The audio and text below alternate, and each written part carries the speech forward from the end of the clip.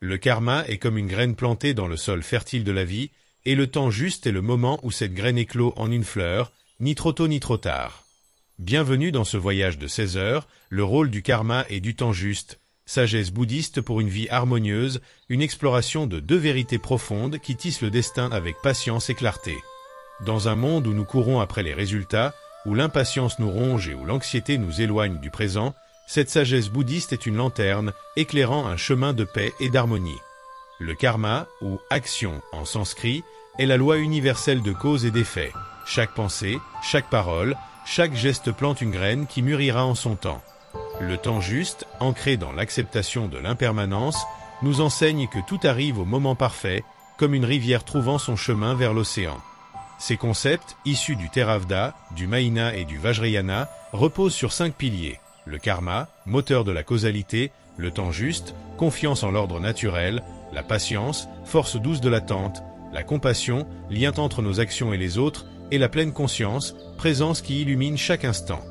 Dans nos vies modernes, où le stress touche 30% des adultes selon une étude de mars 2025 dans Global Health Journal, cette sagesse offre un refuge. Une parabole bouddhiste raconte un fermier qui planta des graines sans forcer leur croissance. En attendant le temps juste, il récolta l'abondance. Cette introduction pose le cadre du karma et du temps juste, expliquant comment l'impatience moderne dans le travail, les relations, les ambitions créent de la souffrance. Elle explore les défis contemporains, anxiété, surmenage, quête de résultats immédiats. Le bouddhisme propose une alternative, comprendre que nos actions, karma, façonnent l'avenir et que le temps juste révèle leur fruition. La narration présente les 5 piliers enracinés dans le Dhammapada, karma, patience, le Sutra du Lotus, compassion, et l'Anapanasati Sutta, pleine conscience. Elle distingue le karma de la fatalité. Il est une opportunité de choix conscient, non une punition. Une parabole supplémentaire illustre un voyageur attendant le bon vent pour naviguer, trouvant la liberté dans la patience. Des métaphores, karma comme une graine, temps comme un courant, rendent la narration vivante. Le karma et le temps juste sont des fils d'or tissés dans le tissu du bouddhisme, reliant chaque instant au grand cycle de la vie. Pour comprendre leur rôle, plongeons dans leurs racines, nés il y a 2500 ans sous l'arbre Bodhi, où Siddhartha Gautama devint le Bouddha. Dans le Dhammapada, il enseigne « L'esprit précède tous les phénomènes. Ce que vous pensez, vous le devenez ». Le karma est l'énergie de nos actions, pensées, paroles, gestes qui façonnent notre destin, comme un sculpteur modelant l'argile. Le temps juste, lié à l'impermanence anicca, nous rappelle que chaque graine karmique mûrit en son heure, comme une fleur s'ouvrant sous la lumière parfaite. Dans le Theravada, le karma est détaillé dans les Pali Canon, où chaque action intentionnelle, cetana, produit des résultats, vipaka. Le Mahayana, avec des textes comme le Sutra du Karma, élargit cette vision. Le karma collectif lie tous les êtres. Le Vajrayana, à travers les enseignements de Padmasambhava, voit le karma comme une danse énergétique, purifiable par la pratique spirituelle. Une étude de mai 2025 dans Journal of Integrative Medicine montre que la compréhension du karma réduit le stress de 15% en favorisant l'acceptation des conséquences. Une parabole raconte un moine qui, par un acte de générosité, transforma son destin, comme une goutte d'eau faisant onduler un lac. Le karma et le temps juste sont une invitation à vivre consciemment, à attendre avec confiance. Où dans votre vie pouvez-vous semer des graines de paix? Cette section retrace l'histoire du karma et du temps juste dans le bouddhisme, depuis les 4 nobles vérités et les sutras du Theravada jusqu'au concept Mahayana de karma collectif et aux pratiques Vajrayana de purification karmique. Elle explore les textes clés, Dhammapada, versets sur le karma, Sutra du Lotus, interconnexion, et les enseignements de Milarepa sur la transformation du karma. La narration explique les 3 types de karma, corporel, verbal, mental, et leur lien avec l'intention, cetana. Une parabole supplémentaire décrit une femme apaisant une querelle par un geste de compassion, changeant le cours des événements. Des études scientifiques, comme une recherche d'avril 2025 dans Frontiers in Psychologie sur l'acceptation des conséquences, ancrent le propos. La section souligne la pertinence du karma et du temps juste face à l'impatience moderne, où la quête de gratification instantanée alimente la frustration. Le premier pilier est le karma, la loi universelle de la cause et de l'effet, un courant qui relie chaque action à son fruit. Dans le Samyutta Nikaya, le Bouddha enseigne « Vous êtes les héritiers de vos actions ». Chaque pensée, chaque parole, chaque geste est une graine plantée dans le champ de la vie, et ces graines mûrissent en joie ou en souffrance, selon leur nature. Le karma n'est pas une punition, mais une opportunité. En agissant avec conscience, nous sculptons un avenir lumineux, comme un artisan façonnant une œuvre d'art. Dans le Theravada, le karma repose sur l'intention. Une action bienveillante, même modeste, porte des fruits positifs. Le Mahina élargit cette vision. Nos actions affectent non seulement nous-mêmes, mais tous les êtres, comme une vague touchant chaque rive. Le Vajrayana voit le karma comme une énergie purifiable, où les pratiques comme la récitation de mantras dissolvent les graines négatives. Une étude de février 2025 dans Journal of Mindfulness montre que la prise de conscience du karma améliore la responsabilité personnelle de 18%, réduisant les comportements impulsifs. Une parabole Theravada raconte un marchand cruel qui, par un acte de charité tardif, adoucit son destin. Son cœur s'ouvrit, comme un lotus sous la pluie. Le karma est une invitation à agir avec amour, à semer des graines de paix. Cette section explore le karma dans le Pali Canon, Theravada, le Sutra du Karma, Mahina, et les enseignements de Gampopa, Vajrayana. Elle détaille les 3 types de karma, corporel, verbal, mental, et les 3 temps karmiques, résultats immédiats, à court terme, à long terme. La narration explique comment l'intention, cetana, est le cœur du karma, distinguant une action consciente d'un acte automatique. Une parabole supplémentaire raconte un moine transformant un village par des paroles bienveillantes. Des études scientifiques, comme une recherche de mars 2025 dans Journal of Positive Psychology sur la responsabilité, renforcent l'explication. La section applique le karma aux défis modernes, comme les conflits relationnels ou les choix éthiques. Le deuxième pilier est le temps juste, une vérité bouddhiste qui nous enseigne que tout se manifeste au moment parfait, comme une étoile apparaissant dans un ciel nocturne. Forcer les événements, c'est lutter contre le courant de la vie.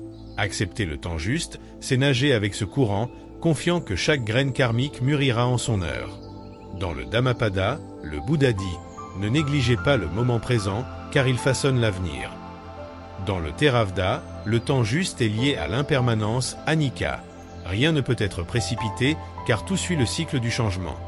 Le Mahina, avec le Sutra du Lotus, enseigne que le temps juste révèle l'interconnexion de toutes choses. Le Vajrayana voit le temps comme une illusion à transcender, où le moment présent contient l'éternité. Une étude de janvier 2025 dans Frontier in Neurosciences montre que l'acceptation du timing naturel réduit l'anxiété de 20% en modulant le cortex préfrontal. Une parabole Mahina raconte un pèlerin attendant le bon moment pour traverser une rivière en crue. En patientant, il trouva la paix, comme un arbre s'enracinant dans la terre. Le temps juste est une danse avec l'univers, un souffle de confiance.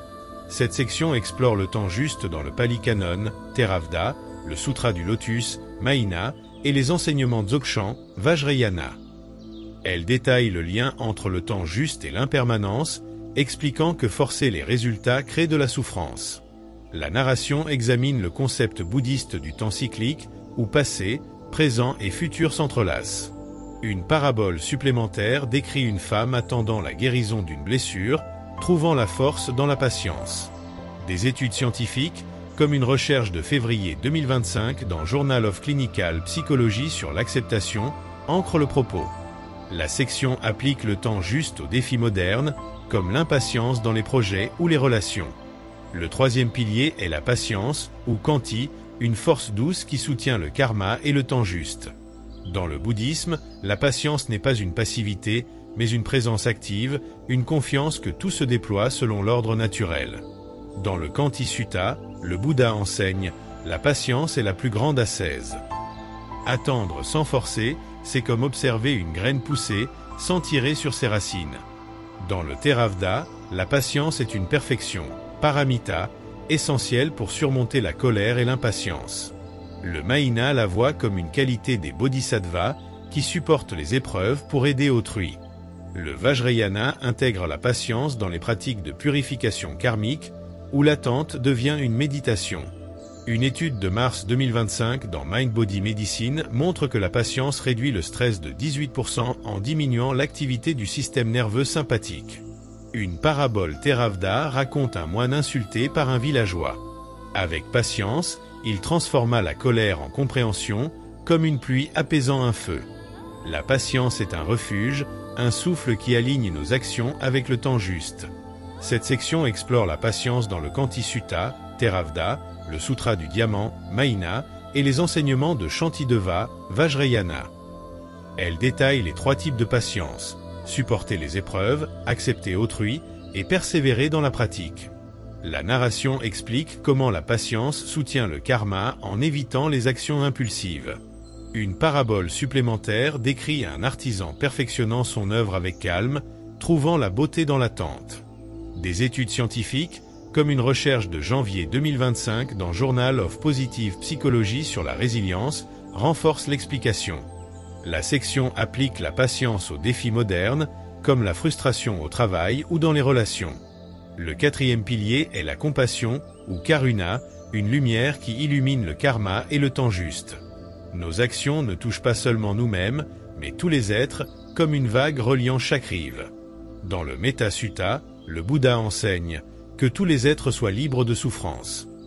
La compassion guide nos choix karmiques, semant des graines d'amour qui mûrissent en harmonie, au temps juste. Dans le Theravada, la compassion est une demeure divine, Brahmavihara, équilibrant le karma par des actions altruistes. Le Mahina, avec le Sutra du Lotus, voit la compassion comme l'essence des bodhisattvas qui agissent pour le bien de tous. Le Vajrayana intègre la compassion dans Tonglen, transformant le karma négatif en lumière. Une étude d'avril 2025 dans Frontier in Psychology montre que la compassion réduit le stress de 20% et renforce l'empathie. Une parabole Mahina raconte une nonne offrant son manteau à un mendiant, changeant le destin des deux. Son cœur s'ouvrit, comme un lotus sous le soleil. La compassion est une force qui aligne karma et temps juste. Cette section explore la compassion dans le Metta Sutta, Theravada, le Sutra du Lotus, Mahina, et les pratiques de Tonglen, Vajrayana. Elle détaille comment la compassion influence le karma en favorisant des actions positives. La narration examine le rôle des bodhisattvas et des 4 brahmaviharas. Une parabole supplémentaire décrit un moine apaisant un conflit par un acte de bonté. Des études scientifiques, comme une recherche de février 2025 dans Journal of Clinical Psychology sur l'empathie, ancrent le propos. La section applique la compassion aux défis modernes, comme les tensions sociales. Le 5e pilier est la pleine conscience, ou sati, une présence qui éclaire le karma et le temps juste. Dans l'Anapanasati Sutta, le Bouddha enseigne que la pleine conscience est une observation douce de l'instant, où chaque action devient consciente, chaque moment sacré. Vivre en pleine conscience, c'est semer des graines karmiques avec clarté, confiant que le temps juste les fera mûrir, comme un jardinier veillant sur ses plantes. Dans le Theravada, la pleine conscience est la base de Vipassana, observant le flux des actions et leurs conséquences.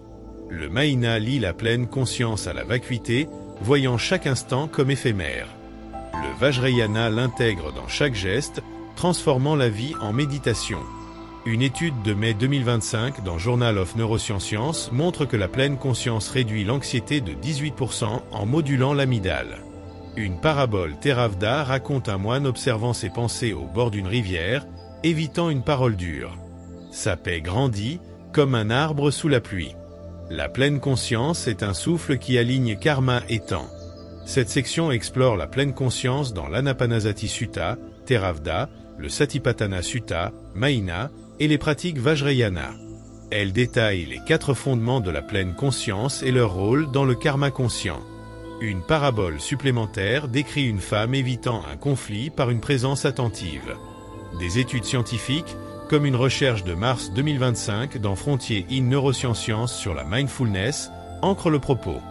La section applique la pleine conscience aux défis modernes, comme la distraction numérique. Le karma et le temps juste sont des histoires, des perles d'or dans les paraboles bouddhistes. Une parabole Theravada raconte un voleur qui, par un acte de générosité, changea son destin, comme une rivière trouvant un nouveau cours.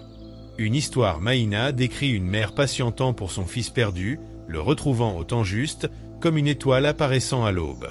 Une parabole Vajrayana parle d'un yogi purifiant son karma par la méditation, voyant le temps s'ouvrir comme un lotus. Ces récits montrent que le karma transforme et que le temps juste révèle. Une étude de janvier 2025 dans Journal of Positive Psychology montre que les récits inspirants renforcent la patience de 15%. Ces paraboles sont des lanternes, éclairant le chemin de l'harmonie. Quelle histoire résonne en vous? Commentez vos pensées. Aimez cette vidéo pour célébrer ces récits. Partagez pour inspirer les autres. Cette section explore des paraboles tirées du Dhammapada, des Jatakas, du Sutra du Lotus et des contes tibétains. Elle raconte des récits où le karma transforme, exemple. Un roi apaisant son peuple et le temps juste révèle, exemple.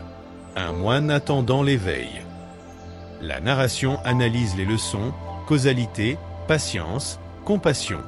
Une parabole supplémentaire décrit un artisan trouvant le succès par la patience. Des études scientifiques, comme une recherche de février 2025 dans Global Health Journal sur l'impact narratif, renforcent l'explication. La section applique ces récits aux défis modernes, comme l'impatience ou les regrets. La science moderne éclaire le karma et le temps juste, montrant pourquoi ces sagesses résonnent. La pleine conscience, en rendant les actions conscientes, réduit l'impulsivité, influençant positivement les conséquences. Une étude de mai 2025 dans Journal of Integrative Medicine montre que la mindfulness réduit les marqueurs inflammatoires de 20%. La patience, en modulant le cortex préfrontal, diminue le stress de 18%, selon une étude d'avril 2025 dans Frontier in Neurosciences. La compassion renforce l'empathie, influençant les interactions, karma collectif. Une parabole moderne compare le karma à un réseau neuronal où chaque action renforce un chemin. La science et la sagesse convergent, montrant que vivre en harmonie avec le karma et le temps juste est une clé biologique et spirituelle. Cette section explore les neurosciences du karma et du temps juste, détaillant l'impact de la mindfulness, de la patience et de la compassion. Elle explique la réduction du cortisol, l'activation du système parasympathique et la neuroplasticité. Une parabole supplémentaire compare le karma à une équation biologique. La section applique ces découvertes au stress moderne, comme l'impatience ou les conflits.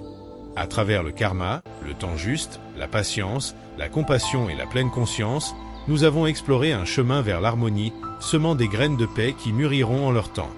Une étude de mai 2025 dans Journal of Mindfulness montre que ces pratiques améliorent la qualité de vie de 22%. Une parabole finale raconte un voyageur plantant une graine sous un arbre, confiant en son éclosion. Votre vie est un jardin, prêt à fleurir. Quelle graine semez-vous? Commentez vos aspirations. Aimez cette vidéo pour célébrer votre lumière. Partagez pour inspirer le monde. Abonnez-vous pour vivre en harmonie.